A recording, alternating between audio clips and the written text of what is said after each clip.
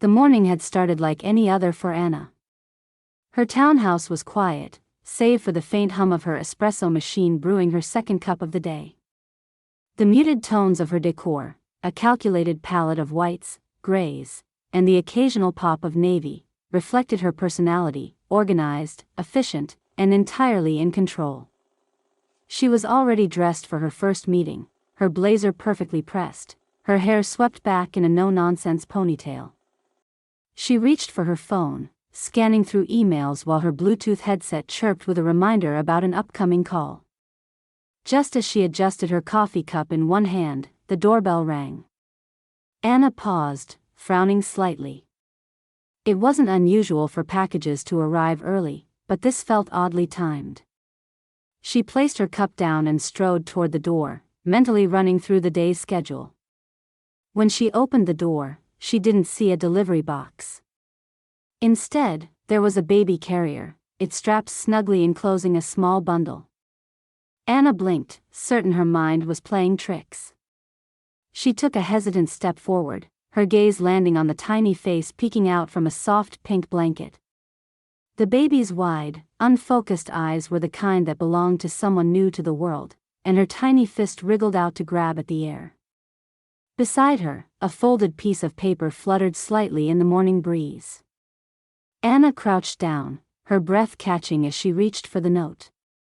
Her hand trembled as she unfolded the paper and read the hastily scrawled words, "Her name is Zoe. You're her aunt. Please take care of her." For a moment, Anna forgot to breathe. She stood, clutching the paper as though it might hold some deeper explanation if she stared long enough. Her mind immediately went to Elizabeth. Elizabeth. The name dropped into her consciousness like a stone in still water. She hadn't spoken to her sister in years. Elizabeth, with her unpredictable choices and chaotic lifestyle, had drifted far from the family orbit, leaving Anna to assume she'd never find her way back. And yet, here was this baby, a tangible, undeniable link to her estranged sister. The baby stirred, letting out a soft whimper that jolted Anna back to reality. Panic surged. She grabbed her phone and dialed 911, pacing her entryway as she tried to explain the situation to the dispatcher. Her voice was steady but laced with urgency, the words tumbling out in a rush. "There's a baby on my doorstep. A note says I'm the aunt. I don't know what to do. Can someone come and take her?" Within minutes, 2 police officers arrived. Their reassuring presence did little to calm Anna, who stood on the threshold of her immaculate home, arms crossed tightly as she watched them inspect the carrier and read the note. "Do you know anyone who might have left the baby here?" one of the officers asked. "My sister," Anna replied, her voice clipped. "But I haven't seen her in years. I don't even know where she is." She gestured toward the baby. "I can't, this isn't something I can handle. I don't know anything about babies." The officers exchanged a look before nodding. "We'll notify Child Protective Services," one of them said. "They'll take custody of the child while they investigate." Anna nodded quickly, relief washing over her. She retreated into the house while the officers stayed outside with the baby, making calls and documenting the scene. She tried to distract herself, picking up her coffee cup and sipping absent-mindedly. But the taste had gone bitter, and she set it down with a grimace. A short time later, a CPS worker arrived. The woman, dressed in a practical cardigan and carrying a clipboard, approached Anna with a professional but gentle demeanor. She introduced herself and explained the process in a calm voice, though Anna barely registered the words. She just wanted this over with. The woman crouched to pick up the baby, adjusting the blanket with practiced care. The baby stirred again, letting out a small, gurgling sound as she was lifted from the carrier. Anna found herself staring, unable to look away. "This will be temporary while we locate the mother or other relatives," the CPS worker assured her. "If you remember anything that might help us, please don't hesitate to reach out." Anna nodded stiffly, her hands gripping the doorframe as she watched the woman carry the baby down the steps and into a waiting car. The vehicle pulled away, the sound of its engine fading into the distance. She closed the door and leaned against it, her forehead pressed to the cool wood. Relief coursed through her, relief that someone else was now responsible, that she could return to her life as planned. Anna wasn't heartless, but she was practical. This wasn't her problem to solve. The rest of the morning passed in a blur of calls and emails, but Anna found herself more distracted than usual. She had always prided herself on her focus, on her ability to compartmentalize and tackle challenges head-on. But now, she couldn't shake the image of the baby's wide eyes or the soft sound of her whimper. By mid-afternoon, Anna was seated at her desk, staring blankly at her laptop. The screen displayed a spreadsheet she was supposed to be updating, but her mind kept drifting. She thought about Elizabeth, her rebellious streak, her laughter, her fiery independence. And then she thought about the last time they had spoken. It had been years ago, a brief and strained phone call that ended in frustration on both sides. Anna had told herself it was better this way, that some bridges were meant to stay burned. But now, questions she had avoided for years began to surface.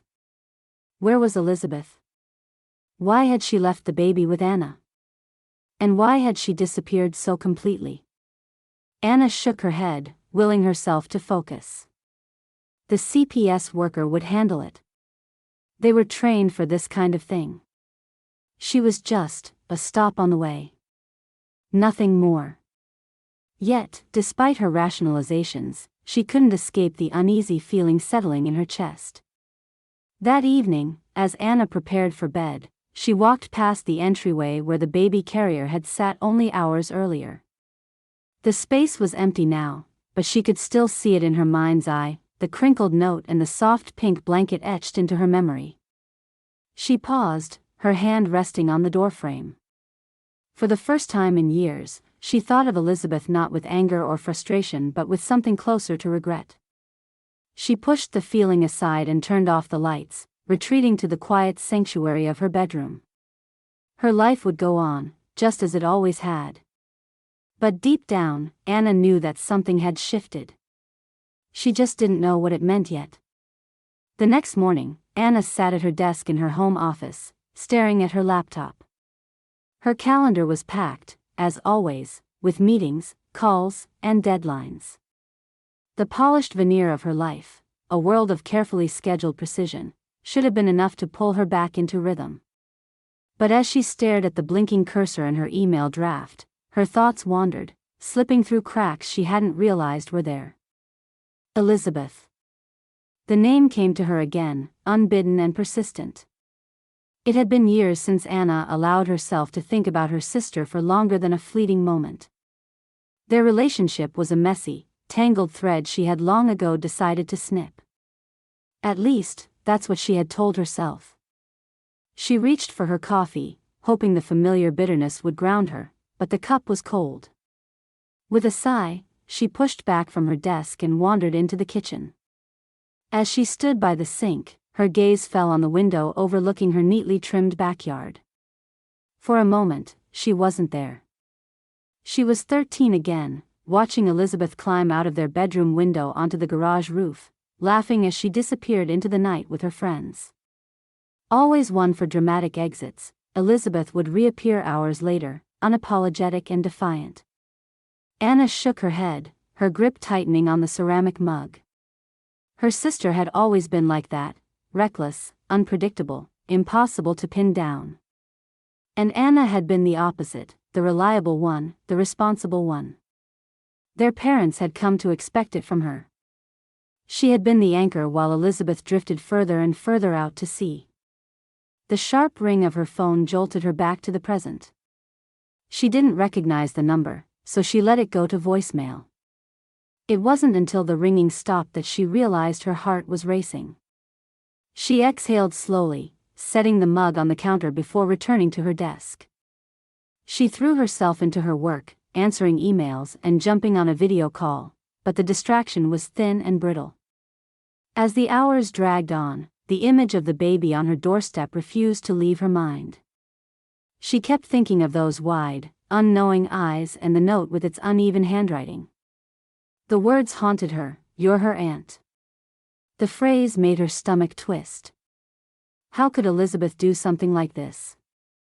How could she drop a baby, a human being, into Anna's lap without so much as a warning? And yet, the anger was tinged with something softer, something harder to name.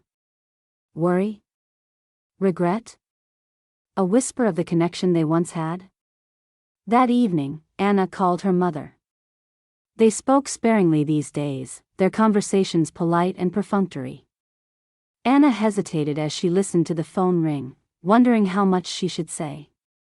When her mother answered, Anna tried to keep her tone light, asking about her parents' week before easing into the real reason for her call. "Mom," she began, her voice tightening. "Do you know anything about Elizabeth? Where she's been? What she's been doing?"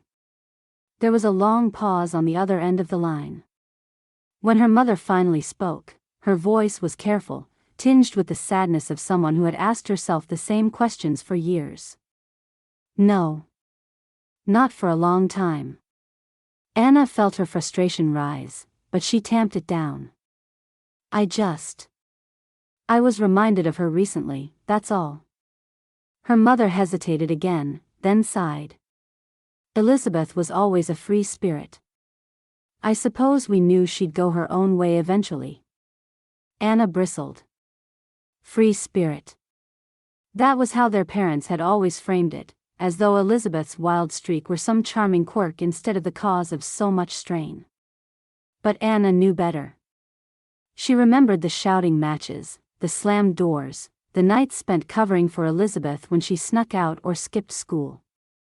"Yeah," Anna said finally, her tone clipped. "I guess so." She ended the call soon after, her mother's vague answers doing little to soothe the knot in her chest. Anna leaned back in her chair, staring at the ceiling. The memories came anyway, unbidden and insistent. She remembered the summer Elizabeth left for good. They'd fought over something stupid, Anna couldn't even remember what. But she could still picture the way Elizabeth looked as she stood in the driveway with her battered backpack slung over one shoulder. Her sister's expression had been equal parts defiant and vulnerable, a mixture that was so quintessentially Elizabeth it made Anna's heart ache to recall it. "I can't stay here anymore," Elizabeth had said, her voice low and steady. "You mean you don't want to stay?" Anna had snapped. Elizabeth hadn't replied. She had just turned and walked away, leaving Anna standing there with her arms crossed and her jaw tight. At the time, she had told herself it was for the best. Elizabeth was impossible to reason with, always pulling everyone else into her chaos. Anna had a future to think about, a carefully planned future that didn't have room for her sister's messes. But now, years later, the memory didn't feel as satisfying as it once had. There was no sense of vindication, no certainty that she had been right. Instead, there was only the nagging feeling that she had let Elizabeth slip away when she might have done more to hold on. Anna rubbed her temples, willing the thoughts to stop. She needed to focus, to regain the control that had always been her lifeline. She pulled her laptop closer, scrolling through her to-do list in an effort to ground herself. But even as she typed out an email to her David team, her mind wandered back to Elizabeth. She thought of the times they had shared as kids, before everything went wrong. The late-night pillow fights, the whispered secrets under a blanket fort, the way Elizabeth used to make her laugh so hard her sides ached. Those memories felt distant now, like an old photograph faded by time. Anna closed her laptop with a sigh, realizing the futility of trying to work through the noise in her head. She stood and walked to the window, staring out at the city lights that glittered in the distance. Somewhere out there, Elizabeth had made a life for herself, a life Anna knew nothing about. And now, that life had intersected with hers in the most unexpected way. Anna couldn't ignore it, no matter how much she wanted to. The guilt she had buried for years was beginning to surface, and it was heavier than she remembered. She had spent so much time building her own world, carving out her own success, that she had pushed aside the messy, complicated reality of her family. But now, faced with the mystery of her sister's disappearance and the presence of a child she had never expected, Anna realized that the past wasn't as distant as she had hoped. It lingered, waiting for her to confront it. And whether she liked it or not, the time for ignoring it was over. Anna awoke to the sound of her alarm, the usual chirping melody that signaled another tightly scheduled day. But instead of rising immediately, she lay in bed, staring at the ceiling. The baby was gone. The authorities had taken her away to be cared for by someone better equipped for the task, and Anna had been more than relieved at the time. Yet now, a strange unease had settled over her, like an itch she couldn't quite scratch. Her mornings were usually a precise dance of efficiency, from the perfectly measured pour of her coffee to the way she scanned her inbox while brushing her teeth. Today, however, her focus was scattered. Her emails blurred together, the buzz of incoming notifications felt intrusive, and her mind kept wandering back to the baby. Or, more specifically, to Elizabeth. She wasn't supposed to feel this way. She had done the responsible thing, handing over the child to professionals who would sort everything out. But as she sat at her desk and stared at her laptop, she found herself wondering about the unanswered questions that had been trailing her since the baby arrived. Where was Elizabeth? Why had she left the baby on Anna's doorstep? And why hadn't she come herself? Anna shut her laptop and leaned back in her chair, exhaling slowly. This wasn't like her. She thrived on clarity and order, on checking tasks off her list and meeting her goals. But now, it felt as though someone had thrown a wrench into the carefully constructed machine of her life, and she didn't know how to fix it. By mid-afternoon, Anna had given up any pretense of working. Her mind was too restless to focus. She grabbed her coat and keys, driven by a need to do something, anything, to shake the unease that clung to her like a shadow. Without a clear plan, she found herself driving to the nearest police station. The station was bustling with activity, the low hum of voices and the rhythmic tapping of keyboards filling the air. Anna approached the front desk, feeling slightly out of place in her tailored coat and heels. A young officer greeted her, his expression polite but distracted. "I'm looking for information about someone," she began, her voice steady despite the nervous flutter in her chest. "My sister. Her name is Elizabeth." The officer asked a few questions, jotting down notes as she spoke. When she explained about the baby and the note, he nodded thoughtfully but offered little reassurance. "We can file a missing person report," he said. "But if she's an adult and hasn't committed a crime, there's not much we can do unless she's in immediate danger." Anna left the station feeling deflated but not deterred. If the police couldn't help her, she would find another way. She thought of all the places Elizabeth might have been, the places someone with nowhere else to go might turn to. It was a long shot, but it was better than sitting at home and wondering. Her next stop was the hospital. She approached the reception desk with the same determination, explaining her situation to a receptionist who listened patiently before directing her to a social worker. The woman, a calm and empathetic presence, asked thoughtful questions as she took notes. "Elizabeth could have come through here," the social worker said, her tone measured. "But without more information, it's hard to say for sure. I can tell you that many people in similar situations end up at local shelters. It might be worth checking there." Anna thanked her and left, clutching the list of shelter addresses the social worker had given her. The thought of Elizabeth living in a shelter was jarring, a stark contrast to the sister she remembered. Elizabeth had always been restless, always chasing something bigger, brighter, and more exciting than the life their family had offered. Anna had never imagined her ending up like this, lost, unreachable, and burdened with a child she couldn't care for. The first shelter she visited was small and crowded, its walls lined with bulletin boards covered in flyers for support groups and job postings. A volunteer greeted her with a warm smile, listening as Anna explained her search. "We've had a lot of people come through here," the volunteer said gently. I can check our records, but if she didn't leave her full name, it might be hard to find anything. Anna waited as the volunteer disappeared into a back office, her heart pounding in her chest. When the woman returned, she shook her head apologetically. I'm sorry. I didn't find anything under Elizabeth's name. Undeterred, Anna moved on to the next shelter, and then the next. Each visit brought a similar mixture of hope and frustration, the possibility of answers slipping through her fingers like water. By the time she reached the fourth shelter, her energy was waning, but her resolve was as strong as ever. This shelter was larger than the others, with a bustling common area and a steady stream of people coming and going. Anna approached the front desk, rehearsing her explanation in her head as she waited for the receptionist to finish a phone call. When it was her turn, she spoke quickly but clearly, outlining her search for Elizabeth and the events that had led her here. The receptionist's expression softened as she listened.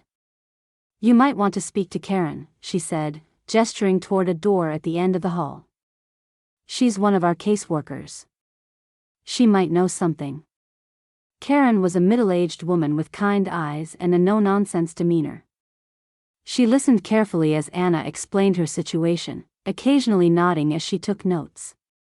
When Anna finished, Karen sat back in her chair, her gaze thoughtful.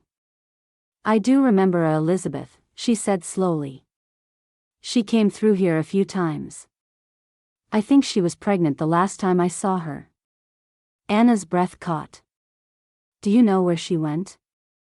Or if she said anything about me? Karen shook her head. She didn't leave much information. But I remember she seemed tired. Like she'd been through a lot. We tried to help her as much as we could, but sometimes people slip through the cracks. The words hit Anna harder than she expected, a mix of guilt and sorrow rising in her chest. She thanked Karen and left the shelter, her mind racing with everything she had learned. Elizabeth had been here. She had been pregnant. And now she was gone, leaving behind a trail of unanswered questions and a baby who didn't yet know the depth of her mother's struggles. As Anna drove home, the weight of it all settled over her like a heavy blanket. She had spent so many years distancing herself from Elizabeth's chaos, building walls to protect her own carefully curated life. But now, those walls felt fragile, like they might crumble under the weight of everything she had ignored. For the first time in years, Anna allowed herself to feel the full force of her sister's absence. It wasn't just a gap in her life, it was a wound that had never fully healed. And now, with the baby's arrival and the trail of clues Elizabeth had left behind, Anna knew she couldn't ignore it any longer. The shelter smelled faintly of disinfectant and damp clothing, a sharp contrast to the warmth of the staff who greeted Anna as she walked in. The space was crowded but orderly, with mismatched chairs scattered around tables where a few people sat, eating or talking quietly. A volunteer offered her a cup of coffee, but Anna declined, clutching her coat tightly around herself as if it could shield her from the unfamiliar atmosphere. She felt out of place in her tailored blazer and boots, an interloper in a world she had never dared to step into before. Karen, the caseworker she had spoken to earlier, waved her over to a small office tucked into the corner of the building. The walls were lined with filing cabinets, their surfaces cluttered with stacks of paper and the occasional framed photo. Karen gestured for Anna to sit, her expression kind but wary. I looked through our records again, Karen began, settling into her chair. Elizabeth stayed here several times over the past year. She didn't talk much about her situation, but it was clear she was struggling. She was pregnant the last time we saw her, about 6 weeks ago. Anna swallowed hard. She could picture Elizabeth in this room, sitting in the same chair, her belly rounded with the baby who had been left on her doorstep. It was a strange, surreal image, one that felt impossibly distant and painfully close all at once. Did she say where she was going? Anna asked, her voice tighter than she intended. Karen shook her head. No. That was typical of her. She came and went, never staying long. We tried to connect her with resources, but she hesitated, searching for the right words. Elizabeth seemed like someone who was used to relying on herself, even when it wasn't working. Anna's chest tightened. It sounded exactly like her sister, stubborn, self-reliant, and fiercely independent, even to her own detriment. She must have been desperate to leave the baby with me, Anna murmured. Karen nodded. Desperation can make people do things they wouldn't normally do. But it also means she trusted you, in her own way. The words landed heavily, a mix of comfort and guilt. Trust was a fragile thing, and Anna wasn't sure she had earned it. With Karen's help, Anna began piecing together fragments of Elizabeth's life. The shelter had records of her stays, but they painted a scattered, incomplete picture. Elizabeth had spent time at other shelters in the area, each stay lasting only a few days or weeks before she moved on. There were gaps in her timeline, months where she seemed to vanish entirely. Karen introduced Anna to a few of the other staff members, who remembered Elizabeth in bits and pieces. One recalled her sense of humor, a dry wit that sometimes caught people off guard. Another described her as fiercely protective of her unborn child, even when she had nothing to give. A third mentioned that she often kept to herself, avoiding the communal areas when she could. She was proud, one staff member said, her voice tinged with sadness. Too proud to ask for help, even when she needed it most. Anna thanked them all and left the office with a growing weight in her chest. She had always thought of Elizabeth as reckless and impulsive, but now she saw another side of her, a side shaped by hardship and survival, by choices made in the face of impossible circumstances. Determined to learn more, Anna began reaching out to people who might have known Elizabeth.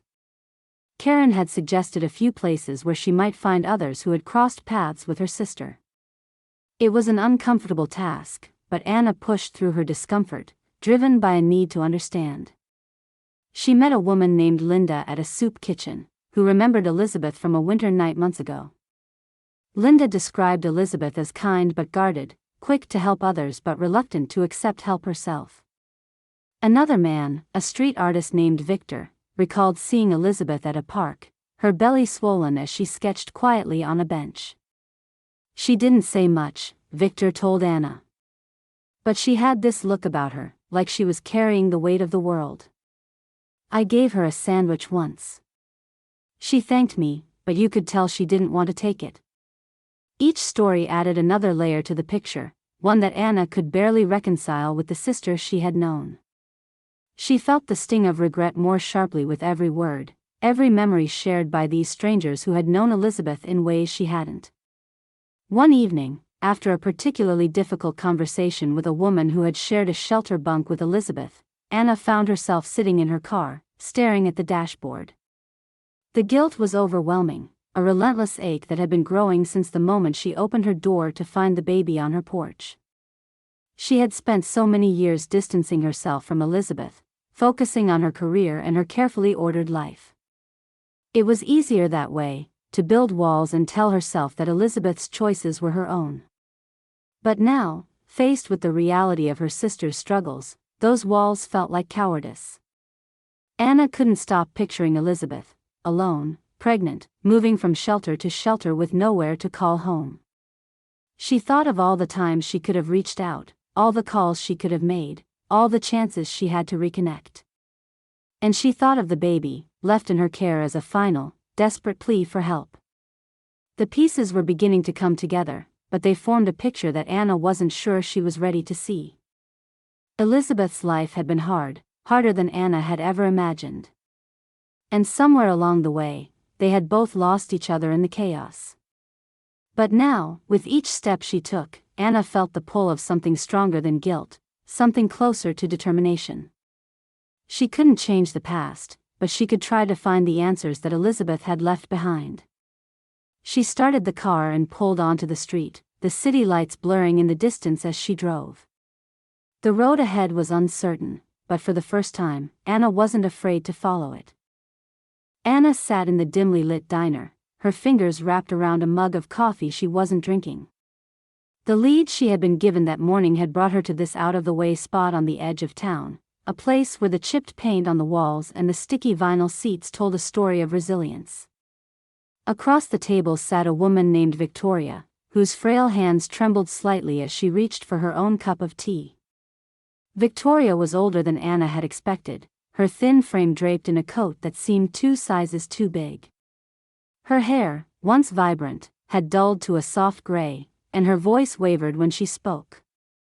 But her eyes were sharp, and they locked onto Anna with an intensity that made her feel like a child again, being scolded by a stern teacher.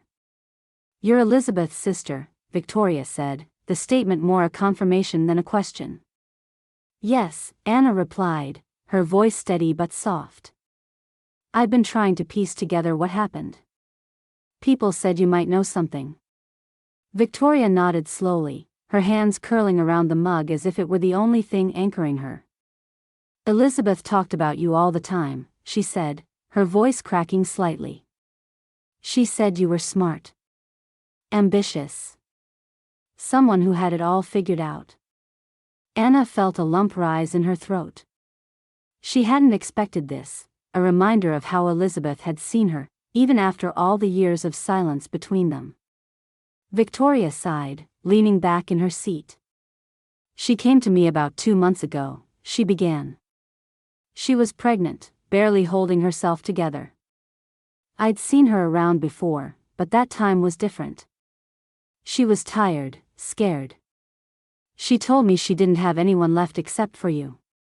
The words landed heavily, each one a blow to Anna's carefully constructed sense of detachment. She had spent so long convincing herself that Elizabeth's life was separate from hers, that her sister's choices were beyond her control. But now, sitting across from this woman who had witnessed Elizabeth's struggles firsthand, she felt that argument unraveling. "She stayed with me for a few weeks," Victoria continued. "I did what I could. Gave her a bed, some food. But she didn't want to be a burden. She was always talking about the baby, how she wanted her to have a better life, a chance to grow up safe and loved." Anna's grip on the coffee mug tightened, her knuckles white. "What happened to her?" she asked, the question barely more than a whisper. Victoria hesitated, her expression clouding with sorrow. "She went into labor early," she said finally. "It was a rough delivery. She held on just long enough to bring that baby into the world. But she didn't have any ID, and by the time the authorities got involved, it was too late to find her family." Anna's breath hitched, the air seeming to leave her lungs all at once. She had braced herself for bad news, but this was a finality she hadn't been prepared for. Elizabeth was gone.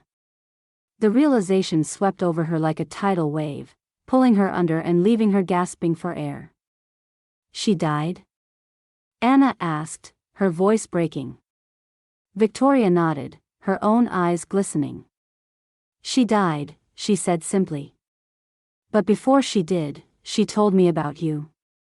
She said you were the one person she could trust, the only one who could give her baby a real chance." Anna's chest ached, the weight of her guilt pressing down harder than ever. She thought of all the times she could have reached out, all the moments when she could have picked up the phone or written a letter. But she hadn't. She had told herself it wasn't her responsibility, that Elizabeth didn't want her help. "She trusted me," Anna said, the words tasting bitter in her mouth. "She loved you," Victoria said firmly. "Even after everything, she still believed in you. That's why I brought the baby to you. I thought you'd want to know." Anna's vision blurred, tears welling up despite her efforts to hold them back. She looked down at her hands, at the faint tremor in her fingers, and felt the full weight of her sister's faith in her. It was almost unbearable, this mixture of love and regret, of loss and missed opportunities. "I should have done more," Anna said, her voice trembling. "I should have tried harder to find her, to help her." Victoria reached across the table, her thin hand resting gently on Anna's. "You can't change the past," she said, her voice steady despite its frailty. "But you can honor her now. You can give that little girl the life Elizabeth wanted for her." Anna nodded slowly, the tears spilling over as she tried to steady her breathing. She thought of the baby, Zoe, her tiny hands and wide, curious eyes. She thought of Elizabeth's last moments, of the strength it must have taken to bring that child into the world despite everything. For the first time, Anna saw her sister not as the reckless, impulsive girl she had been, but as a woman who had faced unimaginable challenges and made the ultimate sacrifice for her child. "I'll take care of her," Anna said, her voice firmer now. "I'll do whatever it takes."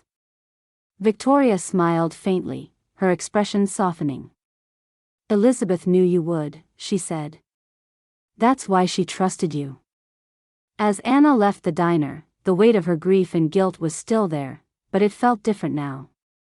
It wasn't something she could bury or ignore. It was something she would carry with her, a reminder of the sister she had lost and the responsibility she had been given. She stepped out into the cold evening air, her breath visible in the glow of the streetlights. The world around her felt sharper, more vivid, as if her grief had stripped away the layers of detachment she had built over the years. Elizabeth was gone, but her love for her daughter, and for Anna, was something that would endure. And now, it was up to Anna to ensure that love was honored, that Zoe would have the life her mother had dreamed of. The road ahead was uncertain, filled with challenges Anna couldn't yet imagine. But for the first time in years, she felt a sense of purpose that went beyond her career or her meticulously ordered life. It was messy and complicated, but it was hers. And she wouldn't turn away from it again. The morning light streamed through the windows of Anna's townhouse as she sat at her kitchen table, a cup of untouched coffee growing cold in front of her. The weight of the past few days pressed heavily on her, like an anchor tied to her chest. Her thoughts were consumed by Elizabeth, her sister's struggles, her love for her daughter, and the trust she had placed in Anna to give the baby a better life. Zoe's tiny face filled her mind, her wide, unknowing eyes and soft coos. The memory of the baby's weight in her arms lingered, a bittersweet ache that refused to fade. Anna had spent the last few days trying to reconcile her guilt with the overwhelming reality of what lay ahead. Elizabeth had entrusted her with something precious, and the more Anna thought about it, the more she realized that she couldn't walk away from that responsibility.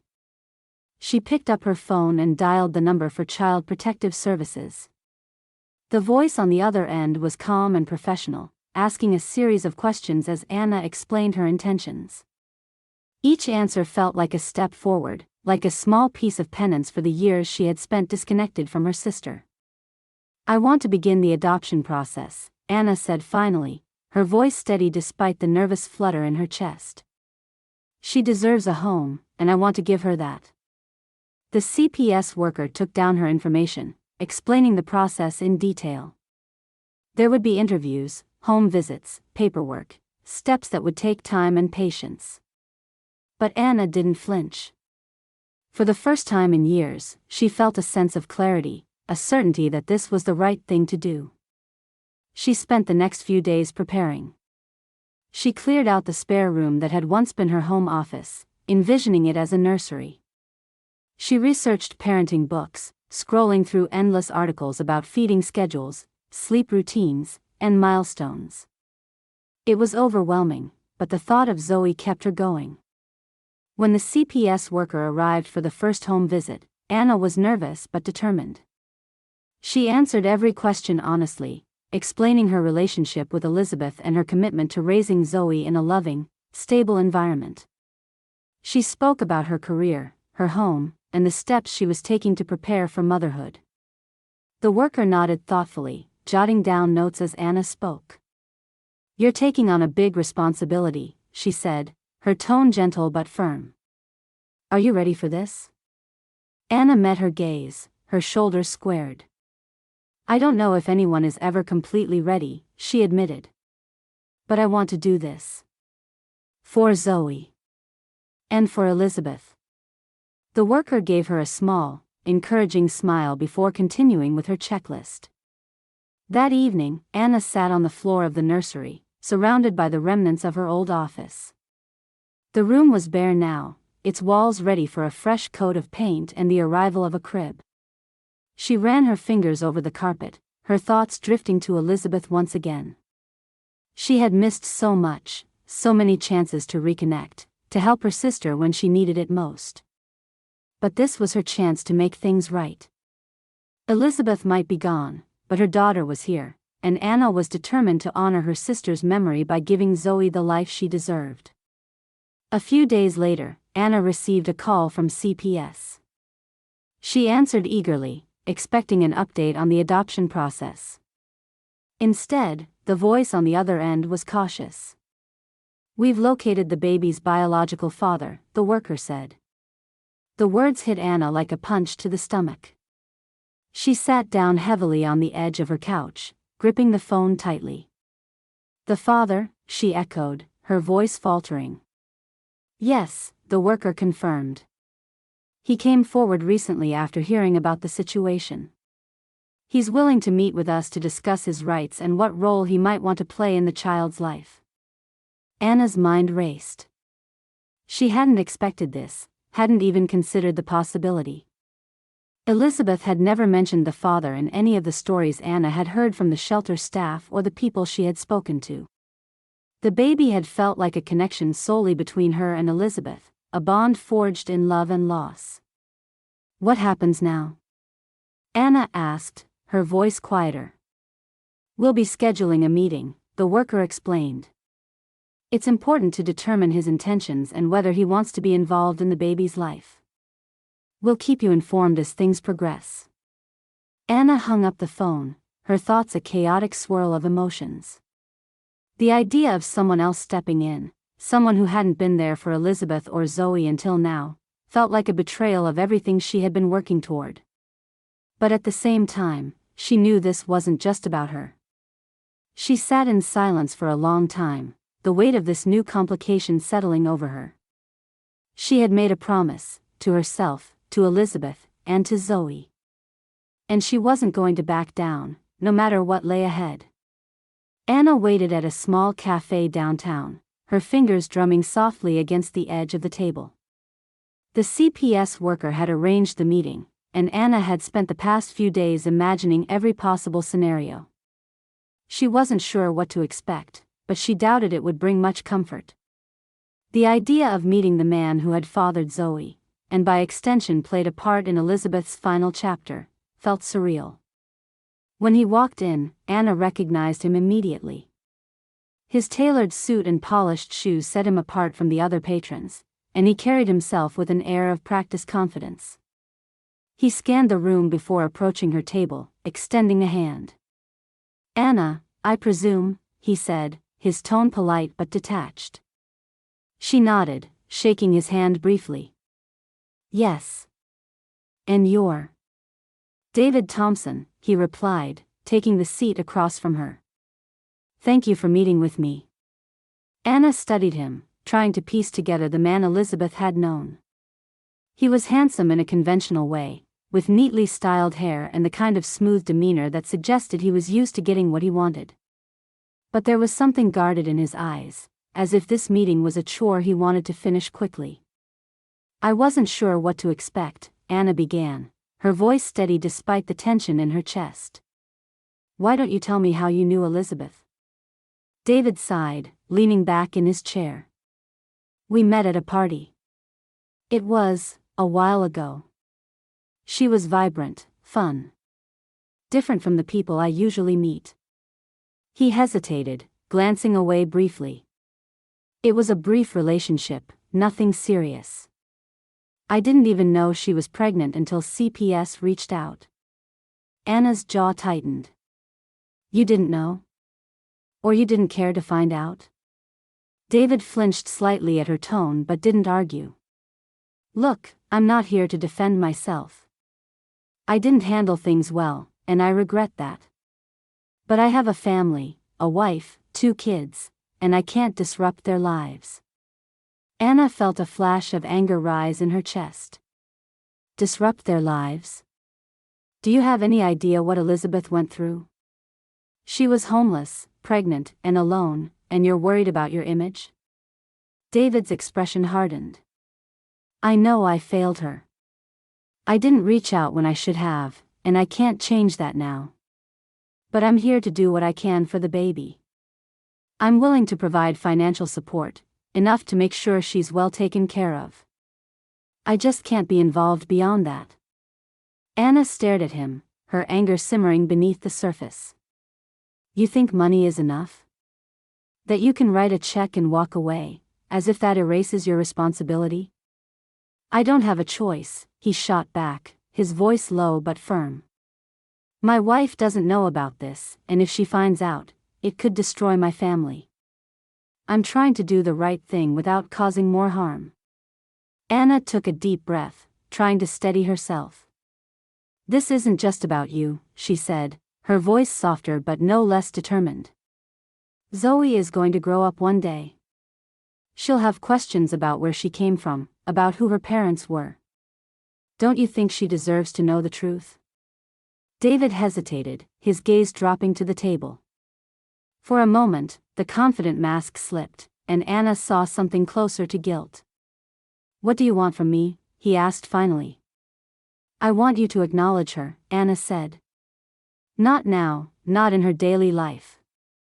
But if she comes looking for answers one day, I won't lie to her. I won't hide your identity or pretend you didn't exist. She deserves that much." David exhaled slowly, running a hand through his hair. "That's fair," he said after a long pause. "I'll agree to that.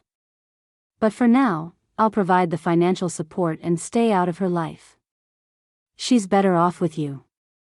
Anna nodded, her shoulders relaxing slightly. It wasn't the resolution she had hoped for, but it was something. She had fought for Zoe's future, for her right to know the truth, and she wasn't going to back down. As David stood to leave, he paused, his expression thoughtful. "For what it's worth, Elizabeth spoke highly of you. She said you were the strongest person she knew." Anna blinked, the words catching her off guard. Before she could respond, David turned and walked out of the cafe, disappearing into the busy street. Anna sat there for a moment, her emotions a complicated mix of anger, sadness, and determination. She thought of Zoe, of the life she was working so hard to build for her, and of Elizabeth, who had always believed in her despite everything. She finished her coffee, stood, and left the cafe, the weight of the day settling on her shoulders.